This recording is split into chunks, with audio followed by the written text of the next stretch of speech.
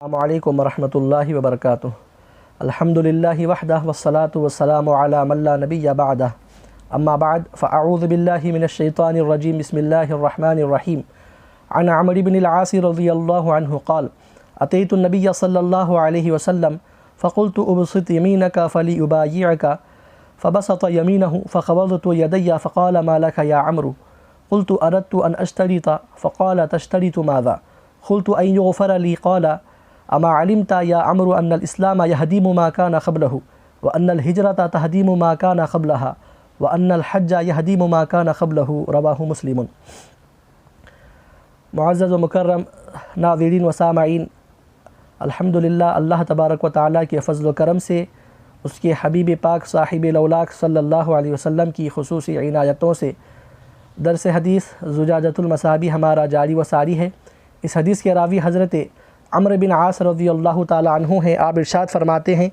کہ میں نبی اکرم صلی اللہ علیہ وسلم کی خدمت بابرکت میں حاضر ہوا اور میں نے کہا کہ ابسط یمینک فلیبایعک، یا رسول اللہ صلی اللہ علیہ وسلم آپ اپنا دایاں دست کریمانہ دراز فرمائیں تاکہ میں بیعت کروں۔ عزیزان محترم، حضور اکرم صلی اللہ علیہ وسلم مختلف مواقع پر صحابہ کرام رضوان اللہ تعالی عنہم اجمعین سے بیعتیں لیا کرتے تھے، بیعت اسلام، بیعت جہاد، بیعت تقوی۔ اب یہاں پر جس بیعت کا ذکر ہے تو پھر بتلایا گیا کہ یہاں جس بیعت کا ذکر کیا گیا ہے اس سے مراد بیعت اسلام ہے۔ فبسط یمینہ، تو حضور اکرم صلی اللہ علیہ وسلم نے حضرت عمرو بن عاص رضی اللہ عنہ کے کہنے پر آپ نے اپنا دایاں دست کریمانہ آپ نے دراز فرمایا۔ فقبضت یدی، تو حضرت عمرو بن عاص فرماتے ہیں کہ میں نے اپنا ہاتھ پیچھے کر لیا، میں نے اپنا ہاتھ سمیٹ لیا۔ فقال ما لک یا عمرو، تو حضور اکرم صلی اللہ علیہ وسلم نے ارشاد فرمایا کہ اے عمرو کیا ہوا، کیا چیز نے تم کو بیعت سے روکا؟ تو آپ فرماتے ہیں اردت ان اشترط، یا رسول اللہ صلی اللہ علیہ وسلم میں ایک شرط لگانا چاہتا ہوں، میری ایک شرط ہے۔ فقال تشترط ماذا، تو حضور اکرم صلی اللہ علیہ وسلم ارشاد فرماتے ہیں کہ عمرو تمہاری کیا شرط ہے، تم کیا شرط رکھنا تم چاہتے ہو؟ تو حضرت عمرو بن عاص رضی اللہ عنہ فرماتے ہیں قلت ان یغفر لی، تو آپ فرماتے ہیں کہ یا رسول اللہ صلی اللہ علیہ وسلم میں اس شرط پر اسلام قبول کرنا چاہتا ہوں کہ میرے تمام سابقہ تمام گناہوں کو بخش دیا جائے، میری مغفرت کر دی جائے۔ تو حضور اکرم صلی اللہ علیہ وسلم جواب میں ارشاد فرماتے ہیں اما علمت یا عمرو، اے عمرو تم کو کیا نہیں معلوم، حالانکہ تم بہت عقل مند اور ہوشیار لوگوں میں سے ہو، تم بھی اس طریقے کا سوال کر رہے ہو۔ اے عمرو تم کو نہیں معلوم، کیا تم یہ بات نہیں جانتے کہ ان الاسلام یہدیم ما کان قبلہ، کہ اسلام یہ تمام سابقہ گناہوں کو، اسلام کو قبول کرنے سے پہلے جتنے گناہ تھے وہ تمام گناہوں کو اسلام قبول کرنے کی وجہ سے وہ تمام گناہ منہدم ہو جاتے ہیں، وہ تمام گناہ کو معاف کر دیا جاتا ہے۔ عزیزان محترم، اب یہاں پر اسلام قبول کرنے والے دو طریقے کے اشخاص ہوتے ہیں، ایک حربی ہوتا ہے جو دارالحرب میں ہوتے ہیں، اور ایک ذمی ہوتے ہیں جو دارالاسلام میں ہوتے ہیں۔ تو بتلایا گیا کہ حربی کا اسلام، اگر کوئی حربی شخص اگر اسلام قبول کرتا ہے تو پھر تمام اس کے گناہ معاف ہو جاتے ہیں، لیکن اگر کوئی ذمی اگر اسلام قبول کرتا ہے تو پھر اس سے حقوق العباد میں سے کوئی چیز ساقط اس سے نہیں ہوتی۔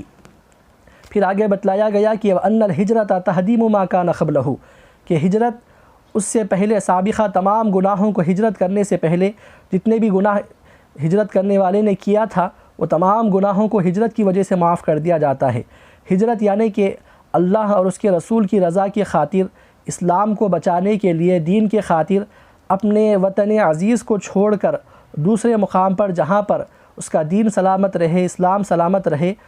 کسی مقام پر اگر کوئی شخص منتقل ہوتا ہے تو پھر اس کو ہجرت کرنا کہتے ہیں۔ تو آقا علیہ الصلوۃ والسلام فرماتے ہیں کہ ہجرت یہ بھی اس سے پہلے کے تمام گناہوں کو وہ اس ہجرت کی وجہ سے معاف کر دیا جاتا ہے۔ وَأَنَّ الْحَجَّ يَهْدِيمُ مَا كَانَ قَبْلَهُ، اور حج اس کی وجہ سے بھی اس سے پہلے کے تمام سابقہ گناہوں کو، حج کرنے سے پہلے جتنے بھی گناہ تھے ان تمام گناہوں کو معاف کر دیا جاتا ہے۔ عزیزان محترم، اسلام قبول کرنے سے پہلے جو گناہ ہوئے تھے اس کے متعلق بتلایا گیا کہ بعض کا کہنا یہ ہے کہ اسلام کے قبول کرنے سے پہلے مطلقاً تمام گناہوں کو معاف کر دیا جاتا ہے، چاہے وہ بڑے گناہ ہوں یا چھوٹے گناہ ہوں،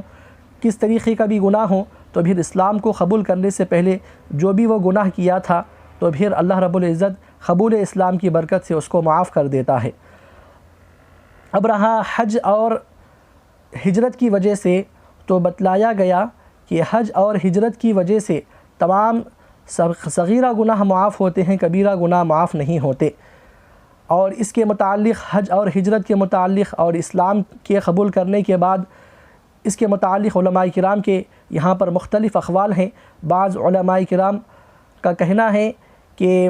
اسلام قبول کرنے سے پہلے، ہجرت سے پہلے اور حج کے کرنے سے پہلے جتنے بھی گناہ تھے، بعضوں نے کہا کہ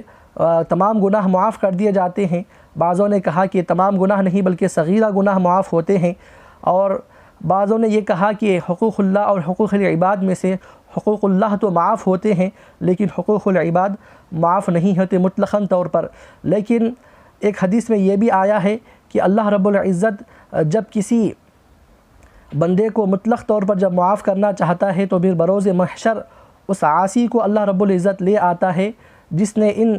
افعال کو انجام دیا ہے، یعنی حج کیا تھا یا ہجرت کیا تھا۔ اگر اللہ رب العزت اگر اس کو معاف کرنا چاہتے ہیں تو پھر اس گناہ گار کو بھی اللہ رب العزت لاتے ہیں، اور اس صاحب حق جس کا حق اس نے تلف کیا تھا اس کو بھی اللہ رب العزت کی بارگاہ میں لایا جاتا ہے۔ تو اللہ رب العزت اس صاحب حق سے فرماتے ہیں کہ میں تجھ کو اس کو معاف کرنے پر اتنے عظیم ثواب کی اتنے عظیم میں تجھ کو ثواب کی بشارت دیتا ہوں۔ تو پھر اللہ رب العزت کے اس عظیم ثواب کی بشارت پر وہ صاحب حق اس آدمی کو معاف کرنے کے لیے تیار ہو جاتا ہے۔ تو عزیزان محترم، اس میں کئی مختلف اقوال ہیں کہ بعضوں نے کہا کہ اسلام قبول کرنے سے پہلے اس نے جو کفر کیا تھا، جو گناہ اس نے کیے تھے وہ تمام معاف ہو جاتے ہیں، حقوق اللہ معاف ہو جاتے ہیں، لیکن حقوق العباد حج اور عمرے کی وجہ سے یہ ہرگز معاف نہیں ہوتے۔ لیکن اس کے معافی کی ایک صورت یہ بھی بتلائی گئی کہ اللہ رب العزت اگر اپنے فضل و کرم سے معاف کرنا چاہتے ہیں تو پھر وہ صاحب حق کو لا کر اس کو ایک عظیم ثواب دینے پر اس کو اللہ رب العزت اس کو